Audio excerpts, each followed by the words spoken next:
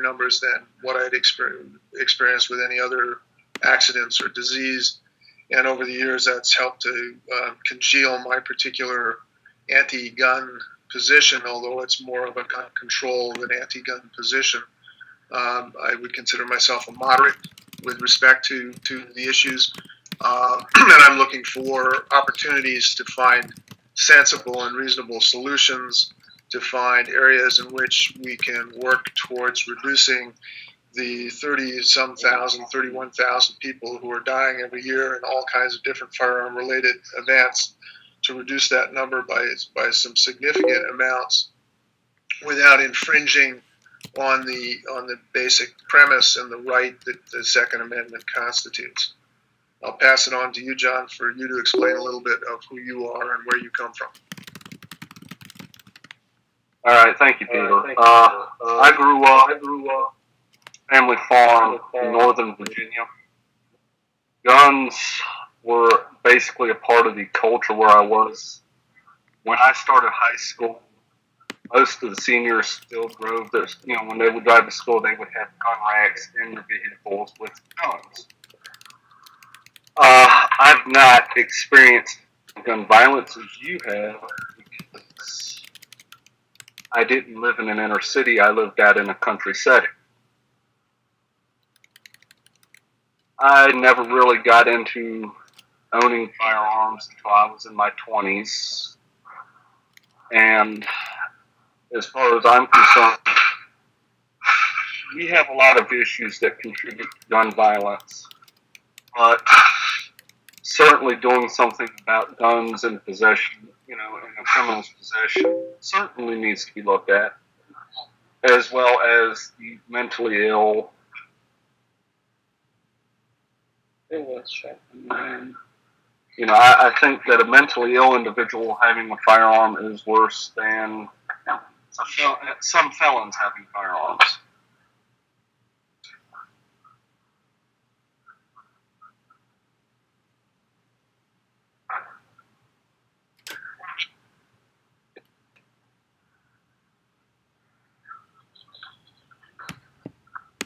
Comes with poverty and lack of opportunity, among other things.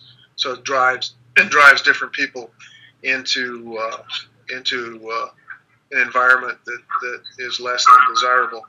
In the rural setting, there's no question that guns exist as tools. What I find quite interesting, I was just on one of the Facebook pages. Hi, Brad. I was on one of the Facebook pages where one of the comments that was posted was somebody from Austin saying that Chicago's this very violent place with 500 and some murders, and Austin had only 35 related murders. But Austin ranks number 19 in the country for suicide, and Chicago ranks number 49. So, I mean, there are problems on one side of the gun issue, firearm issue, related to health and mental health and family health and domestic violence, and all of those areas is one element. Firearms and their availability as illegal weapons, and legal weapons flowing into illegal activity and the misuse of firearms. So the discussion from my perspective is not about the law-abiding individuals who happen to own guns, may be collectors of guns. It's about a third of the population.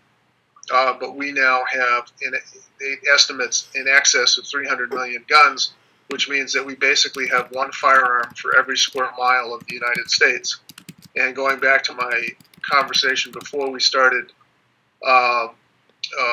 talking on tape here, one of the things I wanted to get some sense of from you, John, and somebody who's got some knowledge about guns, is what kind of range does different caliber of weaponry have, and at what point, at what caliber are we at risk if we happen to live in that same mile with that particular gun and no obstructions, and sort of look at the questions to some degree from that perspective. I mean, obviously you need if you're hunting, you need a rifle that can shoot the distance that whatever you're hunting requires.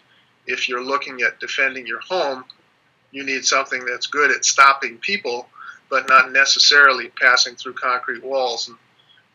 endangering your neighbors. And so perhaps the discussion on a larger scale than the three of us chatting here needs to look at the use and creating segments with respect to the different uses and what the requirements might need to be in order to qualify.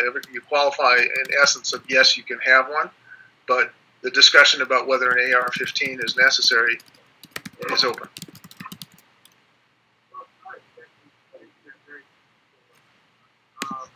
Yeah, I certainly agree with you. There are some firearms that do not need to be in the hands of.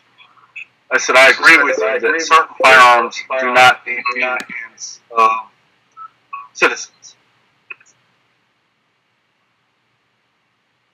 Nobody needs a fully automatic. Go ahead, Brad. Yeah, okay. Brad, it's over to you. Especially on an AR-15, I've observed in the military about shooting that weapon very well. And I'll say this. I have a grandmother who was thorough. She's 5 feet, about 100 pounds. Now, she can't handle a shotgun. She can't handle a 9mm pistol. She couldn't handle, and a 22 is a caliber pistol is doing nothing. Someone breaking into her house. An AR-15, on the other hand, she can shoot and she can hit. It's easy to find. Okay, so one of the characteristics to understand that then, Brad, is that an AR-15 has less recoil than other firearms that might be available to her for the purposes of self-defense of the home. Okay. Well, that's an interesting point. I mean, what does it mean? I mean, I recently saw, I don't know if you saw the emergency room doctor from Sandy Hook appearing before the Senate, and I've seen a couple of different things. From him, he showed tests of firing off different weapons, predominantly up to the AR-15, to show the damage it does to human flesh. They were shooting into blocks of the same consistency of human mass, 40-pound blocks, to show what the destructive characteristic of the shell once it impacts and what it does. So a 22, for example, cuts a straight line, apparently a round from an AR-15. Once it passes through the skin, basically explodes and fragments into. No, ballistic, and that's why that ballistic's actually wrong. This is one thing that you wouldn't know. They teach you in the ballistics when you're in the military. When the bullet from an AR-15, it'll go in. Let's say you get shot in. Round from every caliber. I'm talking about a 5.6 round from an AR, or 223. 5.56 millimeter, 223. The second it hits a bone, it starts to heal. So that's why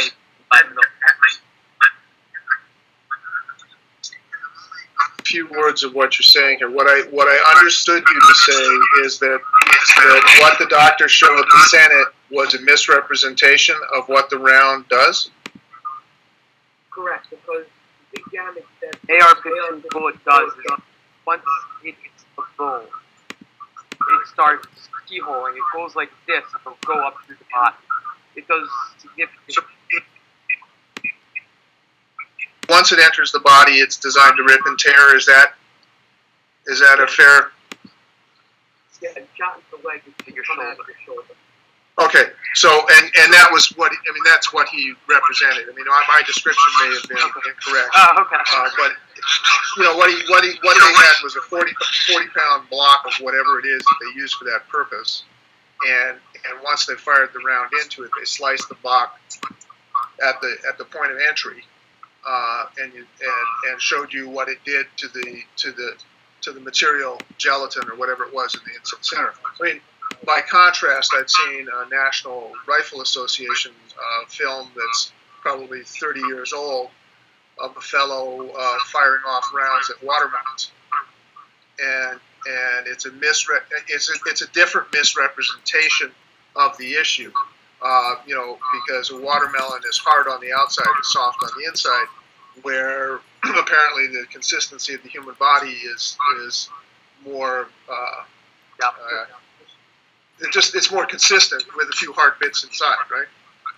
But I mean, the reality is that the round of the AR-15 is designed to be destructive.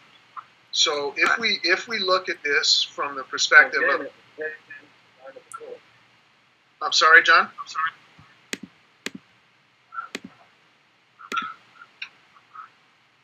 Every bullet, bullets from, it depends on the design of the bullet, Peter.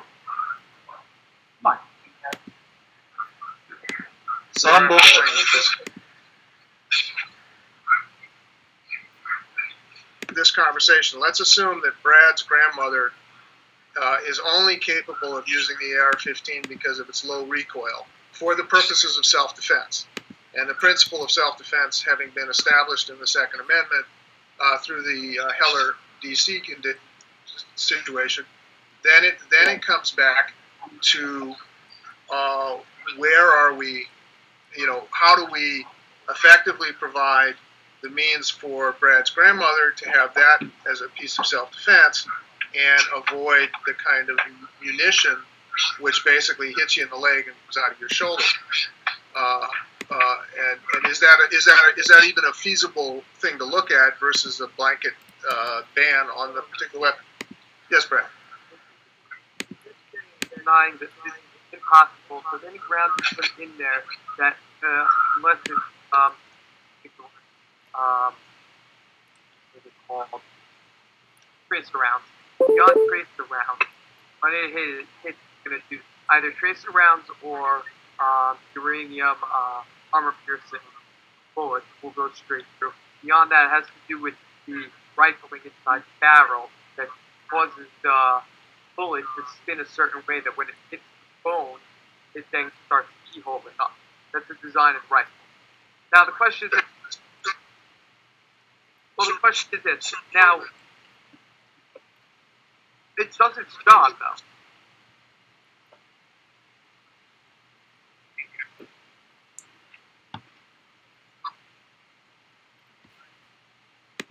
It shows the performance of the round once the round makes contact. Is that a correct statement? All rifles are designed for a certain way like that. Okay, but a rifle, a single bore rifle that I might use, a single shot rifle I might use for deer hunting, is going to have a different. Same thing. It depends on the rifle. Okay, so it depends on the rifle's design as to how the bore is. But the reason it's called the rifle, it has these swivels that go like this inside the barrel. Right. That's what's called the rifle. It depends on how many turns it has inside. And that causes the bullet to spin as it's being. And then when it hits. Why? When you start talking about calibers, not calibers. Rifling causes the bullet to spin like a football. Okay. Sorry? Okay. So I mean, but now just from my layman perspective, I would think that if you have a weapon that's designed, and I would prefer to call it a firearm, but let's call it a weapon for the moment, that's designed to shoot at a given distance accurately, the intent is that the bullet spin would be minimized for that purpose, right? You want it to travel in a straight line to where it's intended to go. I take it that it's the influence. AR-15s are technically, at least when I was in the Army, they were zeroed for 25 and 100 meters. So that was the point of contact. If you're using an AR-15 at 10 meters, 10 yards, it's not going straight where you're pointing. Okay. The first time I fired at a target that close, I couldn't figure out why I was missing the target completely. Because I was trying to aim into the sight, but I couldn't do something. You have to change the way you shoot. So it's not why when you start to the design of the weapon and the distance that it's capable for, it starts becoming a very, very murky area and really not addressing the issue. Again, I'm not really sure what the issue is here. The position is that ban all firearms, trying to figure out what I understand the way that you can should, I guess, prevent gun violence while protecting the Second Amendment. Okay, but I'm in this conversation. This is a useful conversation for me as somebody on the control side, looking at wanting to minimize the dangers of certain elements. That element could be the firearm, which is the least of my concerns, as much as the people that might have access to it under certain circumstances. But understanding some of the technical aspects of the specific firearms. I mean, I appreciate from a layman's perspective that a 22 has less velocity than an AR-15. What I'm gaining in this conversation is an understanding that an AR-15, the rifle itself, the weapon itself, is designed to have a specific influence on the round that is discharged. And now, is that specific influence that it has on the round that is discharged different from a rifle I might go to buy for the purpose of deer hunting? Depends on the caliber of the rifle. Okay, so caliber is again an influence on velocity. Well, there's a number of things. Performance. Not only is there velocity, you have the other thing, the rifle of the weapon itself. There's two factors. So the caliber of the change the speed, but there's also spinning of the bullet. Those are the two factors. Now, I don't understand what this really, how it makes a difference controlling this type of stuff, because the fact of the matter is, yeah, you take a 22 out of the game here. You start with it's a something rabbit like race. a 9mm bullet versus 7.62 that would be an AK-47. It's meaningless in size when you're pointing it at and shooting it at someone's head. Okay. Because those bullets hit the engine, you're dead. That is dead.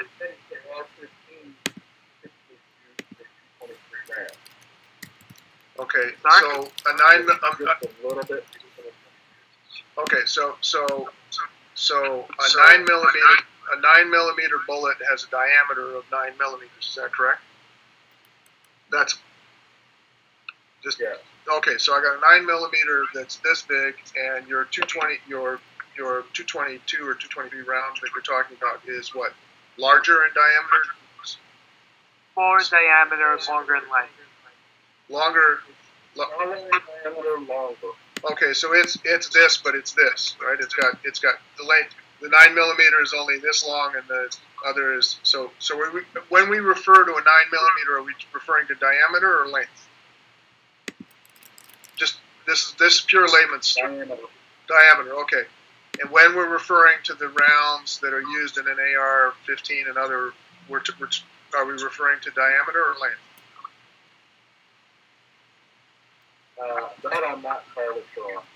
Okay, so we have cartridges and rounds where the projectile itself varies in its diameter, and if I understand correctly, the diameter may be smaller than a 9mm, but the length of the projectile is greater. It's more of a missile versus a round. Let's call it a ball. Is that a correct? Think of a knife like a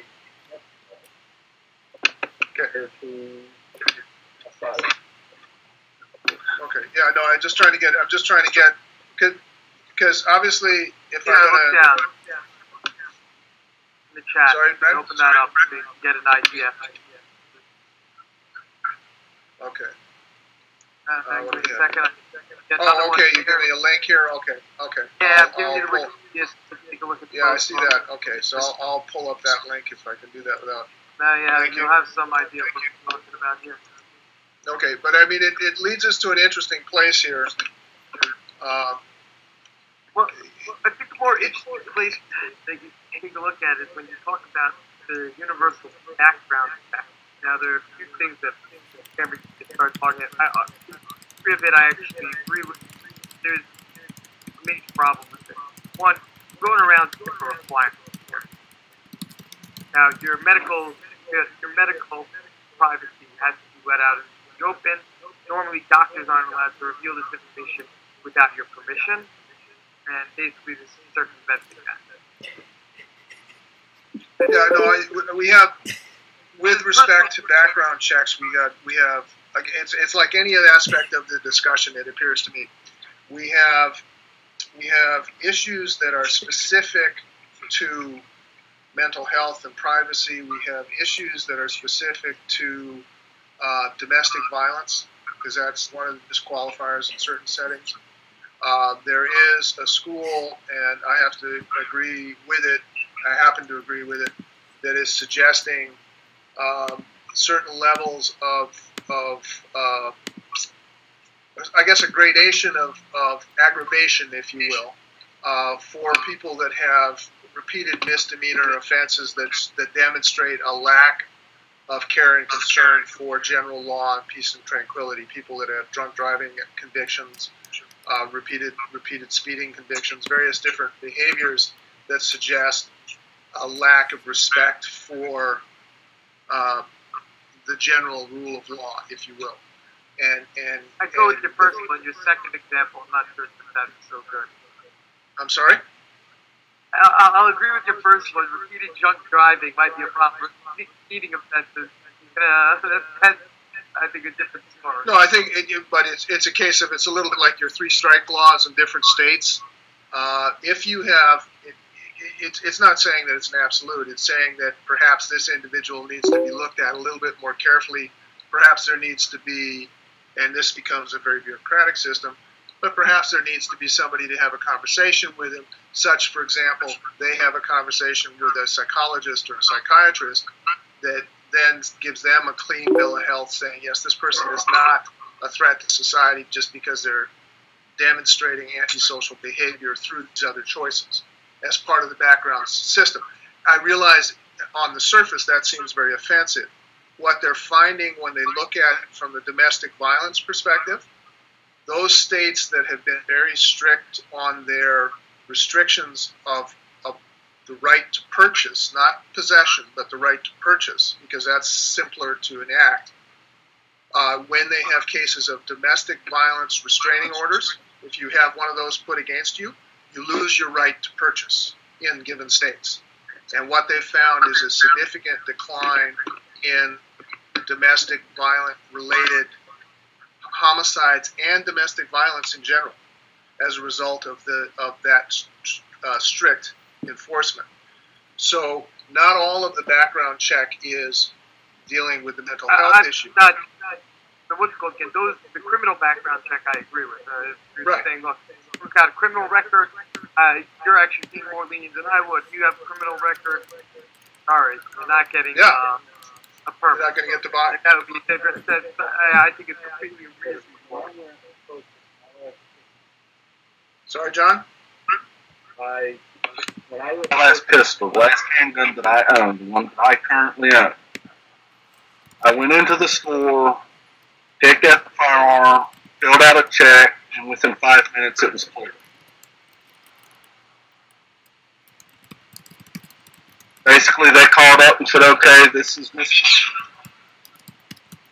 So-and-so, he wants to purchase a gun, this is what he's weighed.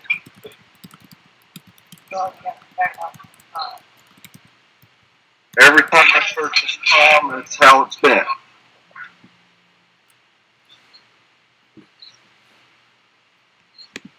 Owners who qualify as law-abiding, it's going to be an irritation, but it's not going to be an impediment. It's not going to result in anything more than whatever the time frame is in their particular locality to get the stuff done.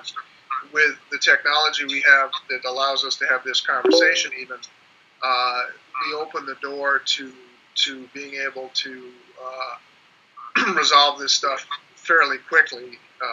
One would expect, and it just becomes a traffic on the internet kind of issue for timelines. For most people, they can probably go into a store and have it accomplished within short order.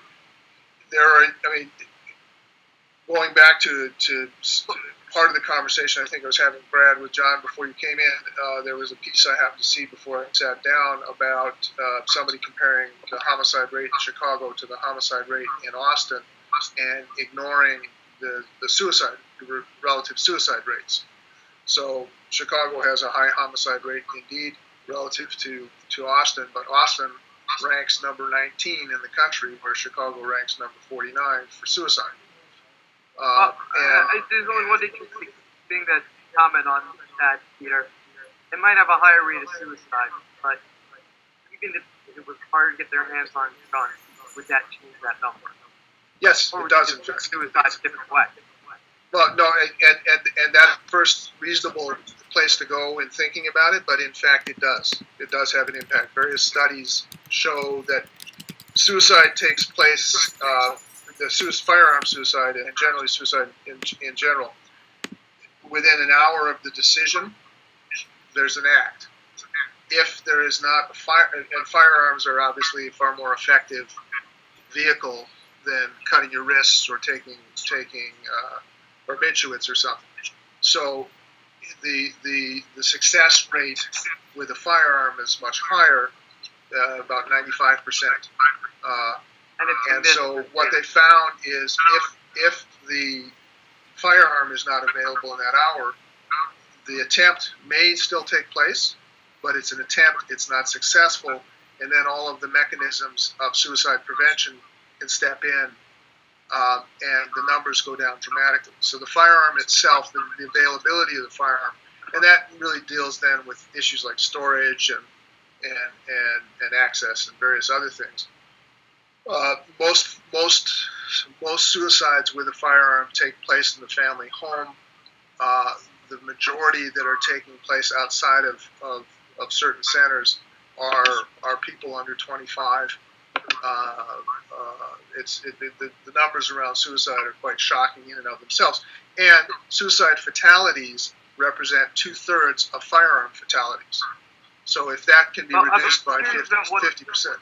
One thing I'm actually curious about is that number that you just gave, the suicide number, how many of them were the actual gun owners? Pardon? How many were done with firearms? How many of them were their own firearms, not a relative? You know what? That's a good question. That's a good question. What I do know on that, as far as firearms and people at the moment, is that people who purchased a firearm and committed suicide did so within a year of buying the firearm. So the numbers did that. The numbers that actually used an available gun that was in the house, given that the statistics are predominantly under 25, and I think 21 is the legal age. Yeah. So you have people accessing guns within the home that don't own the guns, but the home owns the guns. Yeah. And the statistics with respect to. I think this is something that goes in with your idea with the control measures to be more educated about locking down your firearm. Oh, I agree. It's not about taking the guns away. It's about making the community of Austin aware that 10.4 out of 100,000 are committing suicide in Austin. Chicago has a murder rate of 5 in 100,000. People in Austin feel safer than they would in Chicago. But the reality is that when it comes to the general heading of firearm, in Austin there is a risk. It's a different risk. It's not a gangbanger or a disenfranchised member of society firing at other people. It's somebody within their own household who's struggling with whatever issues, who's choosing that as the arbitrator of their problem. And as a society, we need to address that issue. And that doesn't necessarily have anything physically to do with the gun other than perhaps better security. But it has to do with the psychology of, is this the appropriate method to resolve this particular problem, whatever it might be. And that's what. Is it really appropriate to hand over your mental health records that are private information to the government? If you want to buy a firearm, you have to hand over your whole family's medical records. Well, I think if you want to be an airplane pilot, you have certain medical requirements that you have to meet. I'm not advocating 100%, but what I'm saying is that there is within reason. Let's not say for you to go let's set up a couple of different scenarios. If the three of us want to go into a gun dealer, and I want to buy a firearm for hunting, and I go in specifically looking for something that's best suited for me to go hunting. John, in his capacity as a security guard, wants to go in and buy a handgun that is specifically designed for self-protection within that environment to do that. And you, as an enthusiast, are going in to buy a particular firearm just for the sake of it. You want the coolest one on the shelf. My sense is that John, as the person that's going to be taking a firearm out into the community, might be subject to a little bit more scrutiny because he wants to get a concealed weapons permit and various other things. And so as you go up the escalator of use within the broader range, I'm going to be out in the woods by myself, dressed in orange. Hopefully nobody else is out there looking for somebody dressed in orange.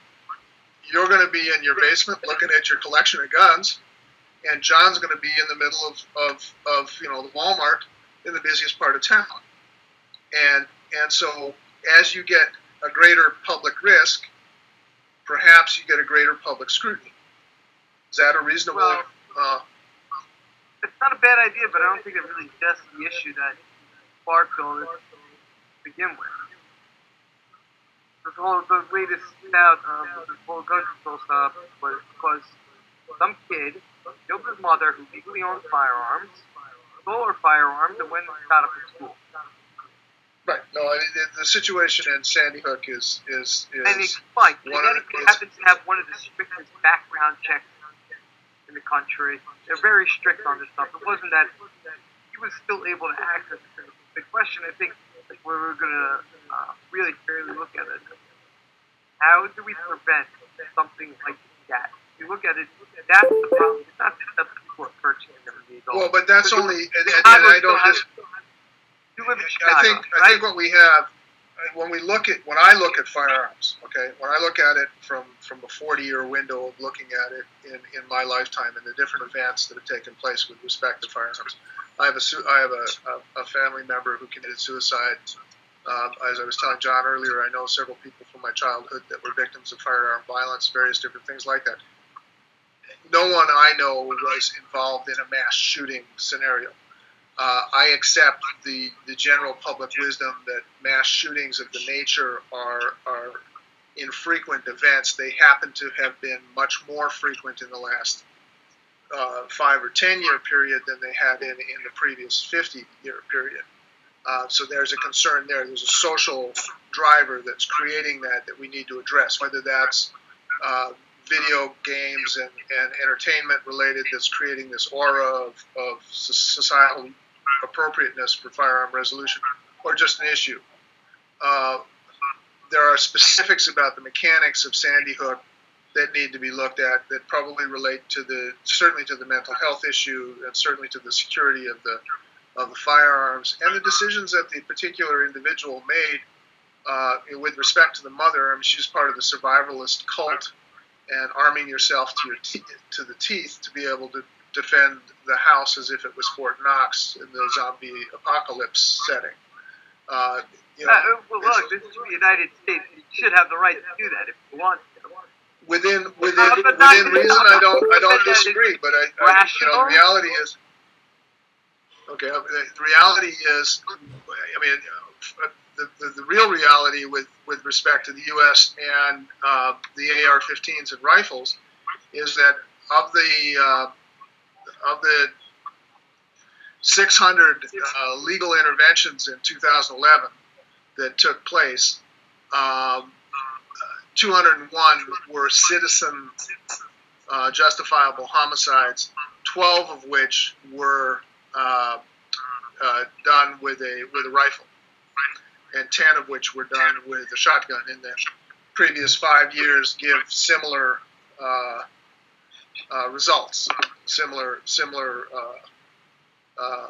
numbers, and so it begs the debate as to when you. I mean, I understand the principle. If you tell me, and I'll take it at face value, that your grandmother who weighs 100 pounds can handle an AR-15 better than any other firearm because it has less recoil, and that provides her with appropriate protection in that setting, then that puts it into a category of potential self-defense. But the fact of the matter is that the reality of the weapons in use, they're not being used for that at present. You know, the statistics of actual shootings and display of weapons does not support that people are using the AR-15 for that purpose. They may well serve that purpose, but it's not being used that way. From what I understand of the AR-15, and I might be wrong, it's basically We've got both of you talking at the same time. Well, go ahead, John, because we can't see your lips moving. So you go first, and then Brad can. What do you have to say, John? All right. The problem is that in the 50s, 60s, 70s, and the 80s, you didn't hear that sensitive. There were a lot of times something happened, and it was like a media blackout. Okay. Now, I had a cousin who lost his time in Vietnam and killed 20-some-odd people with his service weapons, and you never heard anything about it. Okay. Media has basically referred to it bleeds and they grandize people, and they basically just create a self-fulfilling cycle of violence. The more violence you see on the news, the more people say, hey, I can do this, and then they come out and do it. You know, I agree. I will agree that